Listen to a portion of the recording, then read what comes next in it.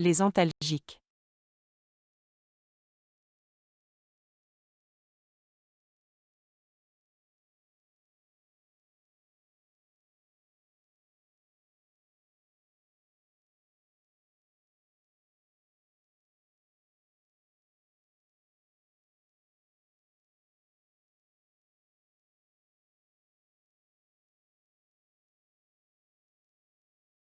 La douleur. Expérience émotionnelle désagréable, en réponse à une lésion tissulaire réelle ou potentielle, ou décrite en ces termes. Une fonction vitale de défense. Peut être associée à une gamme d'autres troubles psychologiques et centraux. Des modifications importantes des fonctions végétatives. Peut considérablement amoindrir la qualité de la vie.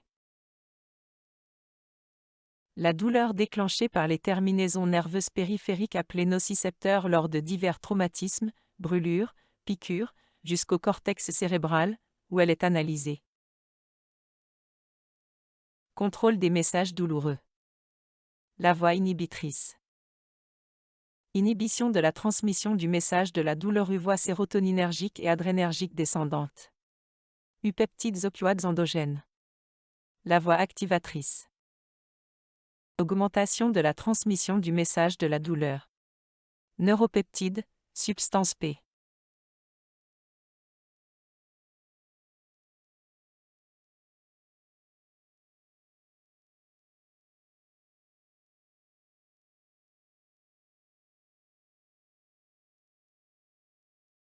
Les analgésiques sont des médicaments destinés à réduire la douleur et améliorer ainsi le confort du patient. Traitement symptomatique. Capable de diminuer la douleur sans entraîner la perte de connaissance à l'inverse des anesthésiques généraux. Permettent de soulager rapidement des douleurs légères ou modérées. Peuvent également masquer la cause de cette douleur, ce qui risque d'aggraver le problème.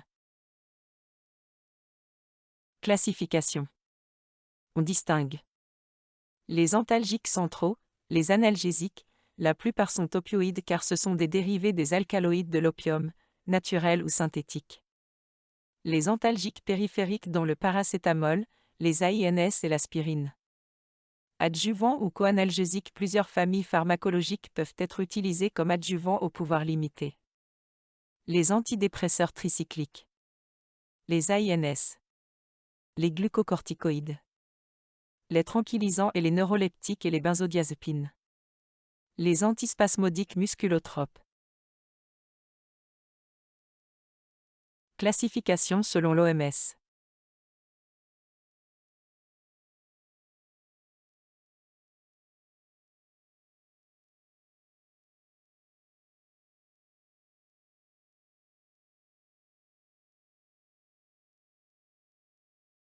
Paracétamol. Antalgique antipyrétique, première intention dans le palier 1. Posologie, 500 mg à 1 g par prise, max 4 g par jour, intervalle minimum de 4 heures entre les prises. Voie, Péros, 4, rectal. Mécanisme d'action. Paracétamol. Prostaglandine H2 synthase, PGHS, site actif COX3. Acide arachidonique. Prostaglandine. Impliquée dans les processus de la douleur et de la fièvre. Paracétamol. Potentialisation. Potentialise l'effet inhibiteur des neurones sérotoninergiques descendants de la moelle épinière sur les voies de la douleur. Effets secondaires, EI. Allergie cutanée. Thrombopénie, leucopénie, neutropénie, exceptionnelle. Contre-indication, CI. Insuffisance hépatique. Hypersensibilité. Les AINS. Faible dose, antiagrégant plaquettaire. AINS, classique, antalgique, dose moyenne, anti-inflammatoire, à forte dose. Action périphérique et centrale, centre de régulation de la température corporelle au niveau de hypothalamus, inhibition des prostaglandines. Mécanisme d'action. Aspirine. COX1 COX2. Acide arachidonique. Prostaglandine. Impliqué dans les processus de la douleur et de la fièvre. Classification. Inhibiteur mixte de la cyclooxygénase usalicylée, aspégique symbole marque déposée, aspirine symbole marque déposée, 1 à 4 GJ. Piazolé, phénylbutazone symbole marque déposée. Indolique, indométhacine indocide symbole marque déposée, oxycam, pyroxycam felden symbole marque déposée. Propionique, ibuprofène brufène symbole marque déposée, kétoprophène profnide symbole marque déposée. Phénamate, acide ni flumique ni fluoryle symbole marque déposée. Inhibiteur spécifique de la cyclooxygénase 2. Celecoxib Celebrex symbole marque déposée, rhumatologie. Parecoxib Dynasta symbole marque déposée, douleur post-opératoire. Posologie. 1 à 4 grammes par jour pour les salicylés. Autre classe, efficace à des posologies plus faibles. Effet indésirable. Mineur, troubles digestifs, nausées, vomissements, épigastralgie, diarrhée, constipation. Sévère, ulcère, saignement. Traitement prolongé, troubles hépatiques, insuffisance rénale. Lésions gastro-duodénales, ce qui nécessite limiter la durée des traitements et prescrire des inhibiteurs de la pompe à protons. Contre-indication, précaution d'emploi. Ulcère gastrique ou duodénal évolutif ou antécédent d'ulcération gastrique récidivante. Syndrome hémorragique. Insuffisance rénale, HTA. Antécédents allergiques. Insuffisance rénale. Antécédence rectite hémorragique pour les suppositoires.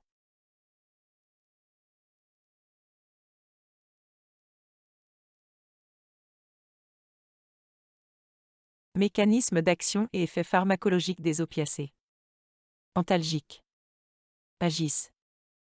Mécanismes de la transmission de la douleur qui sont contrôlés par des récepteurs opiacés, sérotoninergiques, noradrénergiques, GABAergiques et de la substance P.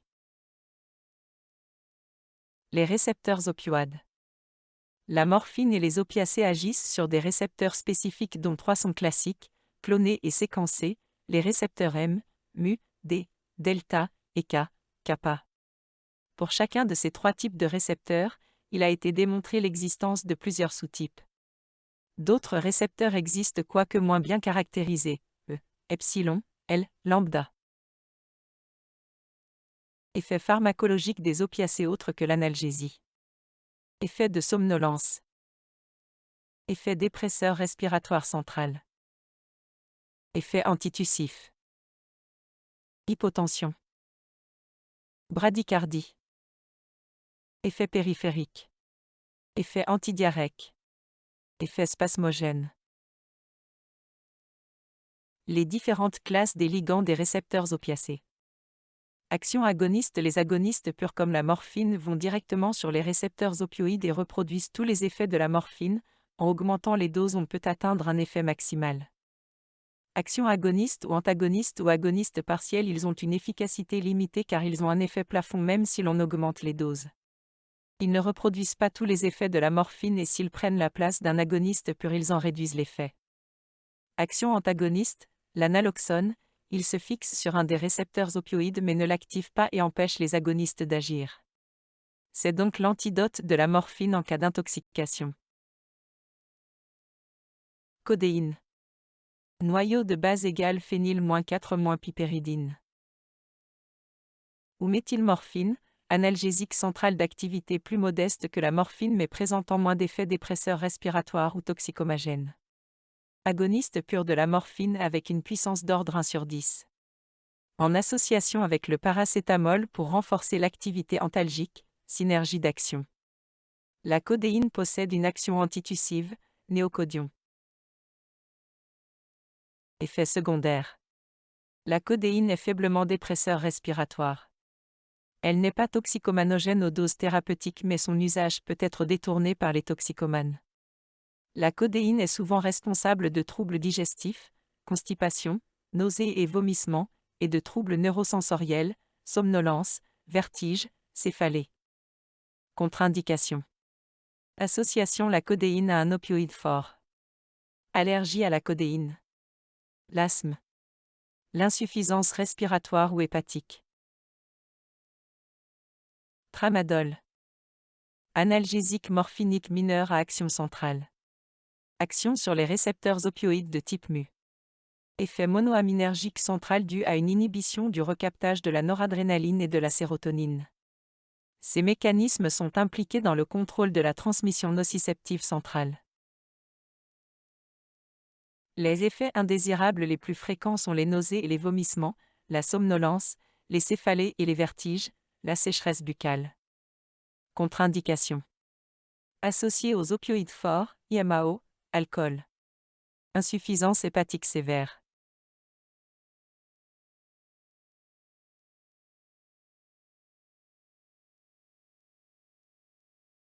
Les antalgiques opioïdes sont classés selon leur action au niveau des récepteurs opioïdes, ainsi nous distinguons plusieurs classes.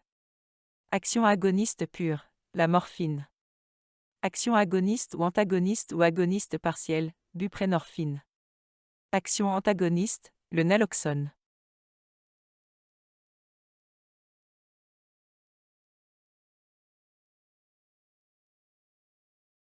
Les agonistes opioïdes purs. Leur efficacité antalgique augmente avec la posologie de manière linéaire. Morphine. Hydromorphone. Oxycodone. Fentanyl. Pétidine. La morphine. Principale encéphalinomimétique égale morphine-opium par incision des capsules de papaver somniferum. Indication. Traitement symptomatique douleur. Douleurs aiguës, coliques hépatiques et néphrétiques, plus antispasmodiques, IDM, OAP. Douleurs chroniques, cancéreux.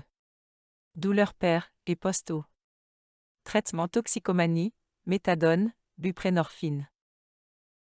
Principaux effets indésirables. Nausées, vomissements. Constipation. Dépression respiratoire, qu'un bon ajustement des doses peut éviter, majoré par certaines coprescriptions. Rétention urinaire. Dépression cardiovasculaire, bradycardie, hypotension. Sédation, confusion majorée par l'association à certains autres psychotropes. Hypertension intracrânienne. Dépendance psychique plus physique, syndrome de sevrage si arrêt brutal et symptômes en 8 à 12 heures, anxiété, lacrymation, toux, augmentation de la température, insomnie, céphalée, mydriase, hypertension, nausées, hypersalivation et diarrhée.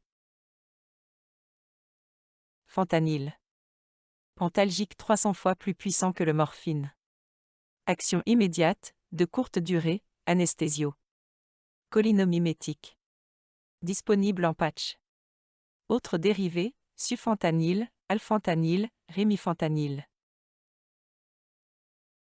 Pétidine. 10 fois moins active que le morphine, plus sédative, plus euphorisante. Dépression respiratoire. Atropinique, myons spasmogène, constipation et myosie moindre. Effet cardiovasque moindre. Les antagonistes. Ils se fixent sur un des récepteurs opioïdes mais ne l'activent pas et empêchent les agonistes d'agir. La naloxone est un antagoniste. C'est l'antidote de la morphine en cas d'intoxication. Les CO-antalgiques. Ce sont des médicaments qu'on peut associer à un traitement principal contre la douleur, pour renforcer son efficacité. Plusieurs familles pharmacologiques, les myorelaxants. Les glucocorticoïdes. Les antispasmodiques musculotropes. Technique d'anesthésie.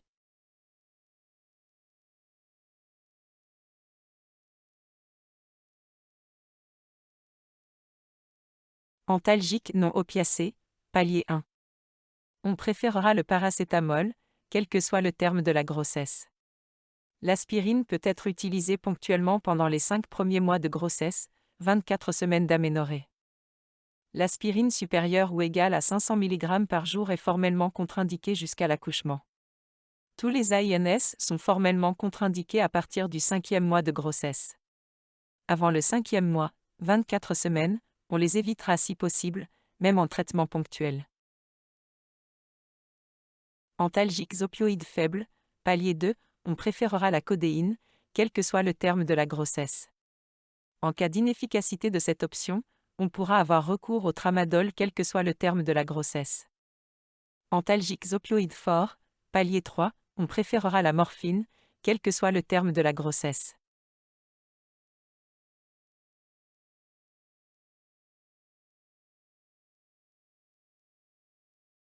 Antalgiques non opiacés, palier 1, et AINS. Le paracétamol et l'ibuprofène, le kétoprophène, le diclofénac, le célécoxib et l'aspirine en prise unique. La codéine. Le tramadol. Antalgiques opioïdes faibles, palier 2, dans les 2 à 4 jours qui suivent l'accouchement, on pourra utiliser, en première intention, le tramadol. En deuxième intention, la codéine. Au-delà des 2 à 4 jours qui suivent l'accouchement, on peut choisir une des molécules suivantes à des posologies faibles et en traitement bref, de l'ordre de 2 à 3 jours, la codéine, le tramadol. Antalgiques opioïdes mixtes ou forts, palier 3. Dans les 3 jours qui suivent l'accouchement. L'utilisation de la nalbuphine ou de la morphine est possible. Au-delà de 3 jours de vie, si un traitement par un antalgique de palier 3 est nécessaire, l'allaitement sera suspendu.